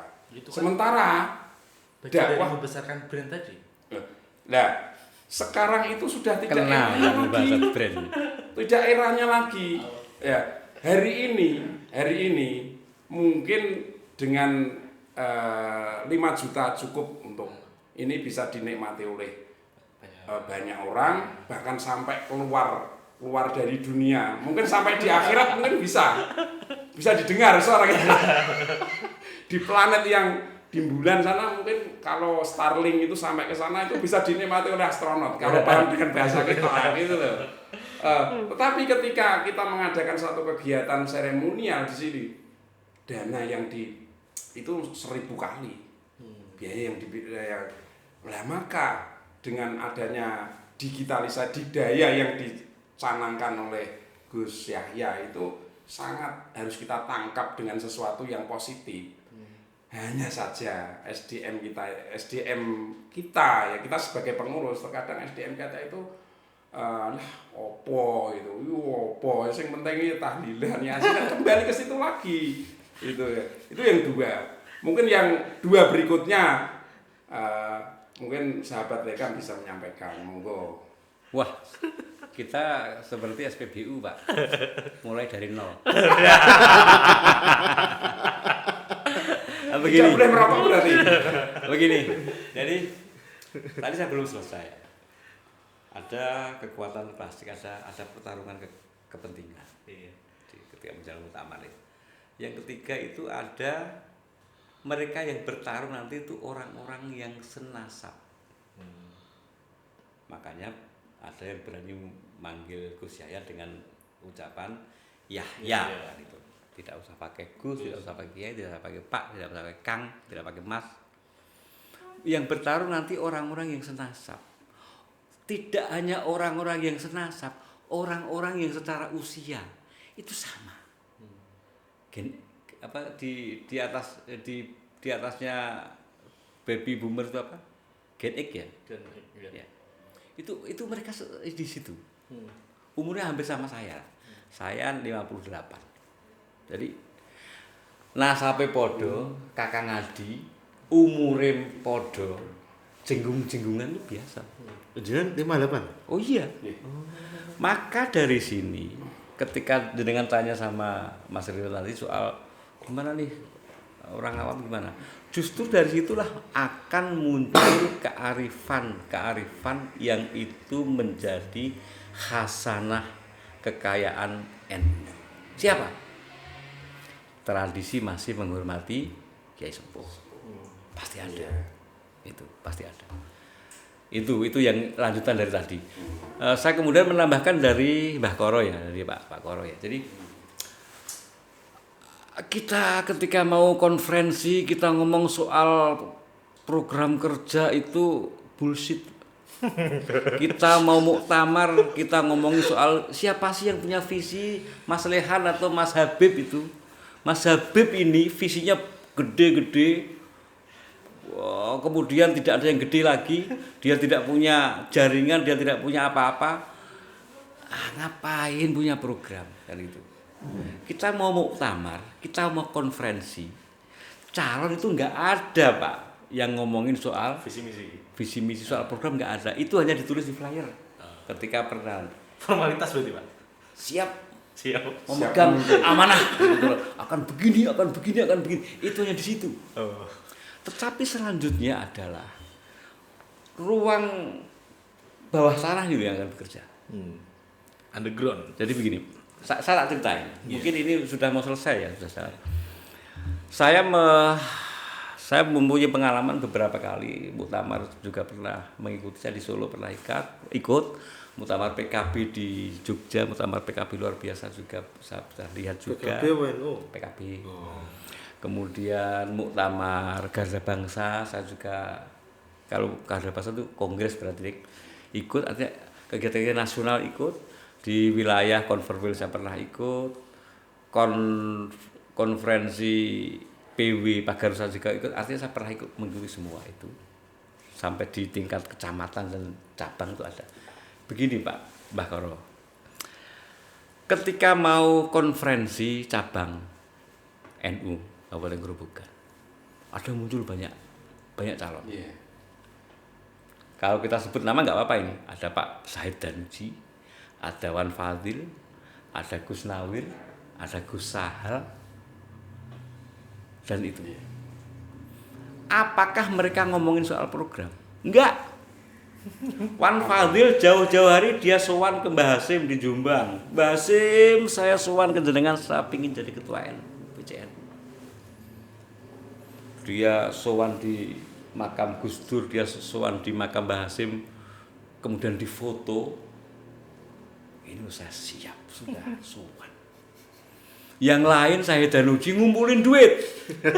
Ya toh? Oh, butuh uang tuh Pak? Nanti dia ngumpulin duit. Yang lain Gus Sahal, Gus Nawir ngumpulin dukungan, bukan ngumpulin duit. Dukungan dulu baru duitnya datang kan. Nah, apa ada yang ngomong soal program? Enggak ada. Enggak ada. Kalau konvercam piye kan? Ya konvercam nggak ada ya ngomongin. Ini saya ngomongin konvercam loh. Saya nyebut Gus Nawir. Konvercam. Konferensi MBC. Konferensi MBC. Nggak ada apa-apanya, itu kopi aja nggak ada itu.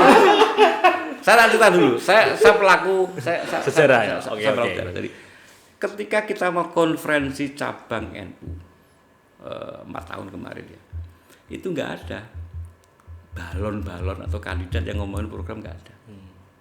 Yang saya tahu, Said Daruji banyak duit, Wan Fadil tidak terlalu banyak duit, tapi dia santri, dia kiai, sudah memegang itu karena terbukti punya pondok, punya legitimasi, punya pondok. Pesantren. Kemudian walaupun dia belum pernah jadi pengurus sebelumnya, kemudian ini nanti kita bahas, belum pernah jadi pengurus kita bahas nanti. Kemudian dia berani sowan ke MBC, dia sendiri. Kengaringan saya tahu, Kengaringan dia sendiri datang. Seperti calon lurah ya. Dia datang sendiri. Dia juga datang sendiri ke dukungan Lurah langitnya, terus nih. ke Jombang. Bentar lah. Nah, Slammer ya. kemudian apakah ada yang ngomongin soal program kerja, soal visi misi? Nggak ada. Karena program kerja, visi misi itu sudah tercantum semuanya di ADART dan Perkum. Pengurus itu tinggal ngegas, tinggal jalanin aja. itu. Kalau di tingkat bawah kan dia akan mengejawantahkan dari apa yang sudah ada yang dari PB, BW, tinggal yang bawah mengejawantahkan kan. Kemudian saya lanjutkan cerita. Kandidat 4 ini, Wan Fadil, Said Danuji, Gus Nawir, kemudian Gus Sahal. Saya berani bilang dia tidak pernah satupun ngomong soal program. Tetapi adalah cari dukungan. Maka jangan heran Mas Habib, 1 MBC digawake duit 80 juta lho. Ketua MBC nek gak pelo lho Mas. Zaman itu, Pak.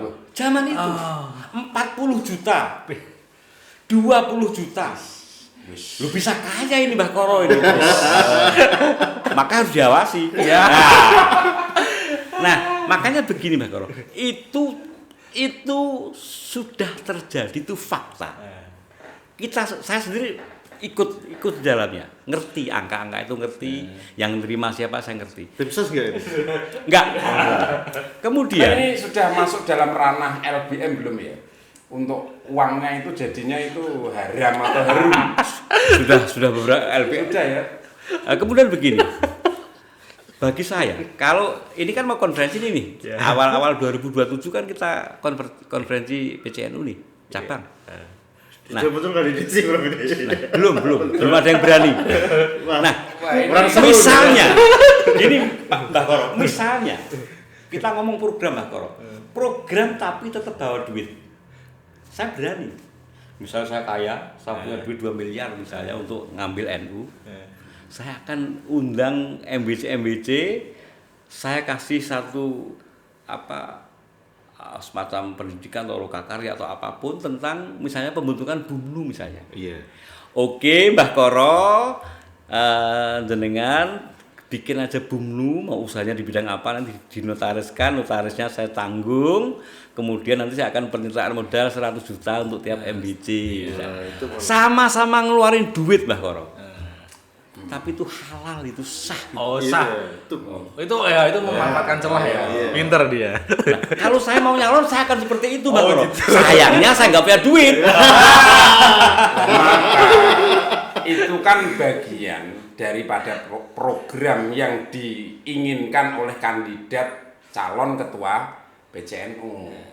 Maka dengan model seperti itu termasuk program yang tidak harus tertulis di dalam player, tetapi bagus itu namanya, itu kan program Pak. Bagaimana untuk pemberdayaan masyarakat, pemberdayaan ekonomi masyarakat yang didanai oleh seorang kandidat, kemudian itu bisa dijalankan untuk kemaslahatan umat. Itu adalah visi namanya. Iya. Itu visi Cuma namanya.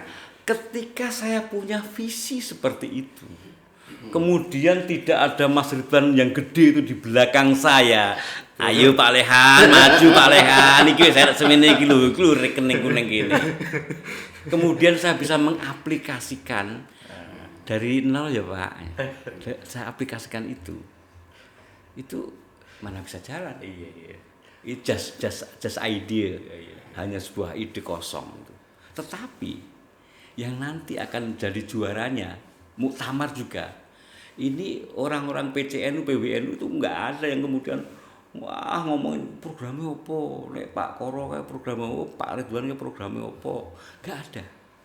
Ini yang jadi bisik-bisik, kok hotelnya tanggung transportnya pesawat apa bis, terus bisaroh yang lain berapa? Itu Pak. Jangan kaget Mas Ridwan yang jenengan saya anggap masih mu'alaf di NU. Ketika muktamar itu satu PC itu bisa nerimanya 200 juta. Jangan kaget. Oh gitu. Itu fakta. Makanya Disclaimer enggak ini? enggak, Ini dimotongkan. Sensor. 200 juta. 200 juta dibandingkan dengan pidato saya. Ayo kita bikin bumnu nanti begini. Itu enggak ada apa-apanya omongan saya itu. Enggak konkret, Pak. Gitu. Makanya Pak Koro, kalau nanti PCN mau gitu, cari calon yang ayo konkret podo-podo nggawa duit gitu. Tapi masalah. Bagi saya, ayo bikin bumnu. Ini saya mau nyalon ketua. Saya terserang Pak Koro ini mau nyalon ketua PCNU ini. Ini jenengan tak ikat dulu ya. Bikin bumnu. Usahanya apapun deh. Nanti ke Mas Farhan untuk bikin akte notarisnya. Saya bayarin.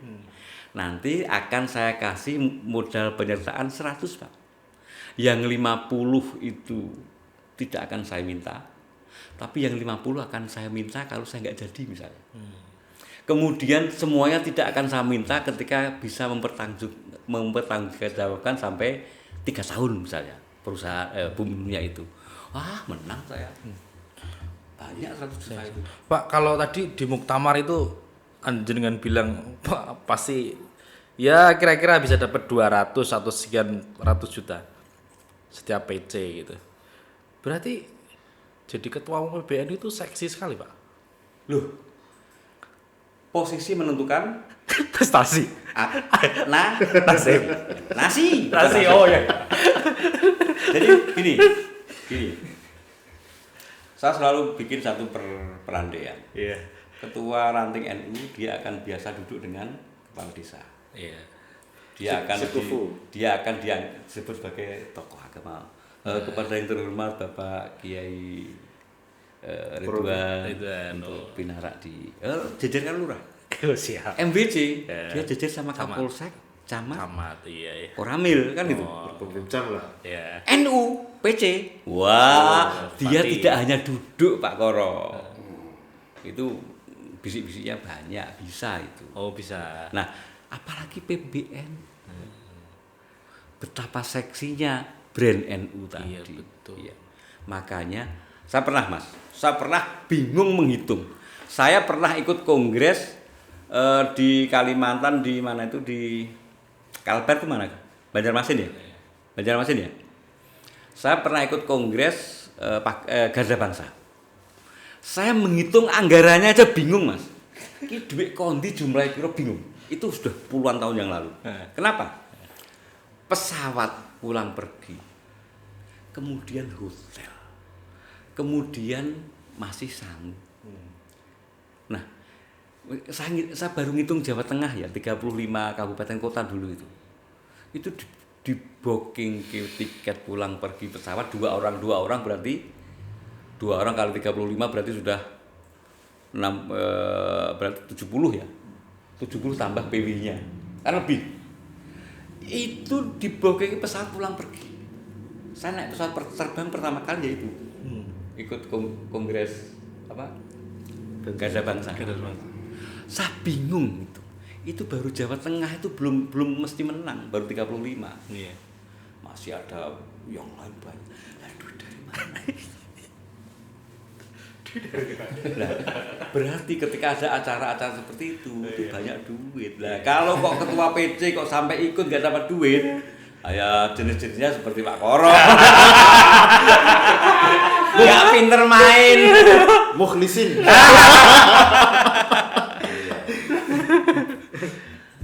Dan mungkin terakhir pertanyaan dari saya, ini kan kalau ngomongin ini mungkin sangat panjang sekali, nggak cukup untuk satu episode. Tapi satu hal, saya ingin tahu, jenengan udah berjuang di NU itu sudah lama lah. Kalau yang di atas mungkin kelihatan dia dapat ini dan itu. Nah sebenarnya jenengan di sini berkhidmat untuk NU, itu tuh apa yang jenengan cari? Siapa nih? Siapa? Semuanya. Ini closing statement. Siapa dulu? Siapa dulu? Saya dulu. Oke. Apa yang dengan cari? Kenapa kita harus ber-NU? Tadi saya sudah sampaikan panjang lebar. Kemudian inti daripada kenapa saya harus berkhidmah kepada NU. Khidmah itu adalah dari bahasa, secara etimologi, secara bahasa itu adalah satu pengabdian, lumadi. Bahasa lumadi itu ya melayani. Muassis begitu gigihnya untuk untuk membuat sebuah jamiah yang besar seperti sekarang NU, Jamiah Nahdlatul Ulama, itu kita sama-sama yakin bahwasanya beliau itu mempunyai cakrawala yang sangat panjang, depan, cakrawalanya sangat depan, sehingga dengan berkhidmah di NU itu akan muncul satu yang namanya barokah. Barokah itu adalah ziyadatul khair. Dan ketika kita berbicara berbarokah, itu ya kita tidak bisa kita terima secara terkadang tidak logis. Contoh, kita melakukan satu perbuatan yang baik, niscaya akan dibalas kebaikan itu, walaupun tidak hari itu saat itu juga. Mungkin kalau hari ini barokah itu belum kita rasakan, kita mempunyai satu keyakinan bahwasanya anak cucu kami, anak cucu saya nanti akan menikmati barokahnya dari apa yang saya lakukan. Harapannya seperti itu. Jadi ketika kita seperti yang seperti doanya Nabi Ibrahim gitu. Nabi Ibrahim dengan Nabi Muhammad itu sangat terpautnya sangat jauh sekali, ribuan tahun kan gitu. Munculnya dengan doanya Nabi Ibrahim, Robbi adkhilni Robbi auzi'in bukan itu. Bukan. Robbi ja'alni muqimas sholati wa min dzurriyyati. Ya Allah, Engkau hadirkan kepada saya dan keturunan saya. Yang disebut di situ di Al-Qur'an itu sebetulnya Kanjeng Nabi Muhammad. Maka Nabi Muhammad pernah bersabda bahwasanya saya menjadi rasul, saya menjadi khotimul anbiya ini karena doanya Nabi Ibrahim. Harapan kita seperti itu. Jadi berkhidmah di NU itu ya menyenangkan, menyenangkan. Walaupun tadi beberapa hal yang harus kita lalui itu ya dinamika perjalanan hidup kita itu seperti itu. Berarti itu intinya biar dapat barokah. Barokah. Siap. Untuk Gus Ridwan, Mas Ridwan gimana? Apa yang sebenarnya dicari? Gini, kalau saya itu dulu saya tuh didoktrin oleh senior saya. Senior di mana? Senior pergerakan saya juga PMI ya. Oh. PMI, saya alumni Win Walisono Semarang. Oh. Jadi kalau di dalam Al-Quran itu dikatakan itu saya selalu terngiang-ngiang.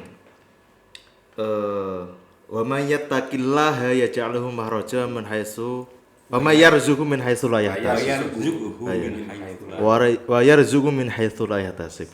Jadi kalau kita itu bertakwa itu kan menjalankan segala kebaikan-kebaikan yang kita jalani dan menghindari hal yang buruk kayak gitu.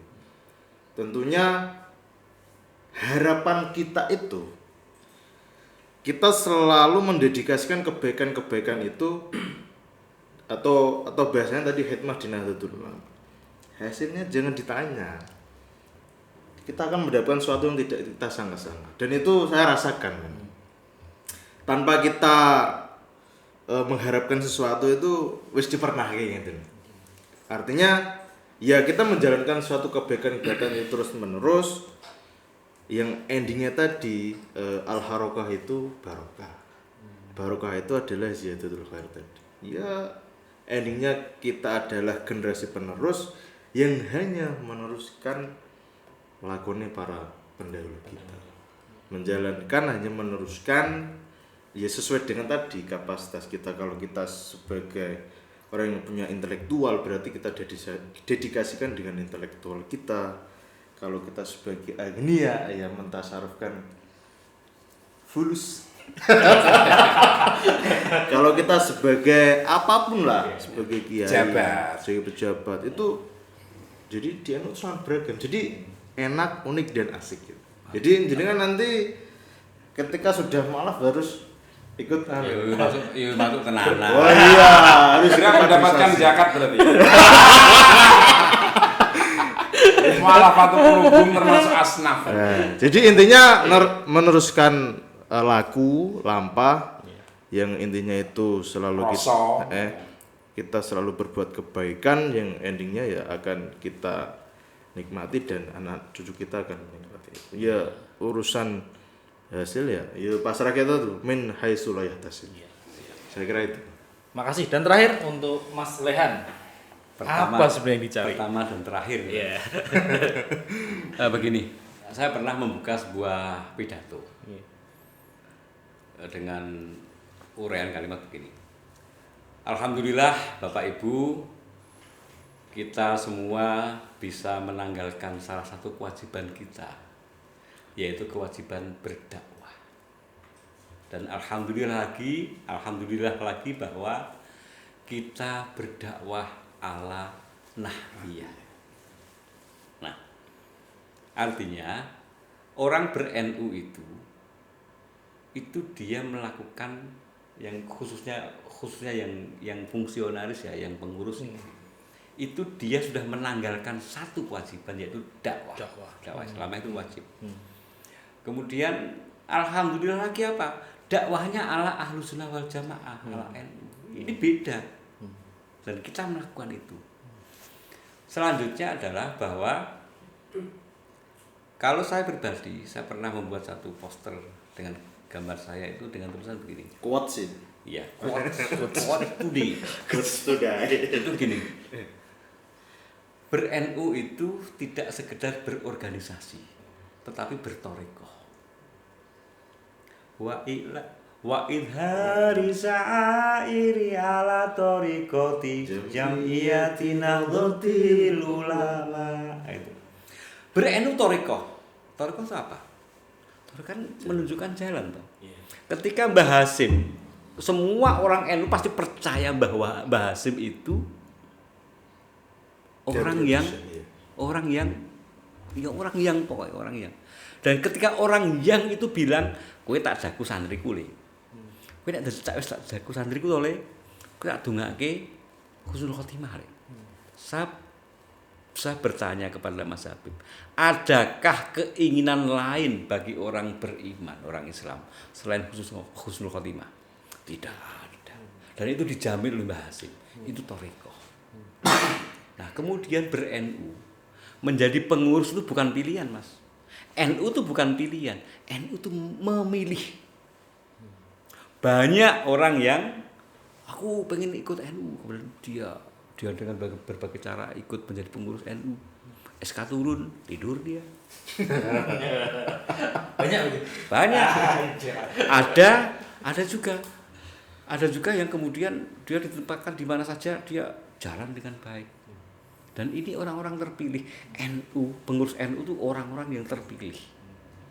Soalnya Muktamar juga dipilih, Konvercap juga dipilih, Konver MWC juga dipilih. Jadi pasti dipilih. Jadi kita tidak bisa menentukan seperti jenengan di awal tadi, saya NU loh, saya sudah gandengan sama Koro itu. Tidak bisa. Jadi yang pertama, NU itu kita ber-NU itu satu menanggalkan kewajiban dakwah, yang kedua dakwahnya ala Nahdliyah yang di Indonesia itu sangat cocok. Yang ketiga, NU itu thariqah. Dan saya hakul yakin saya akan husnul khotimah. Karena apa? Karena saya di NU menganggap NU itu thariqah. Di Kabupaten Grobogan mungkin rumahnya yang di depannya itu ada bendera NU, mungkin hanya satu saya, 8 meter. 8 meter benderanya 4 kali 2.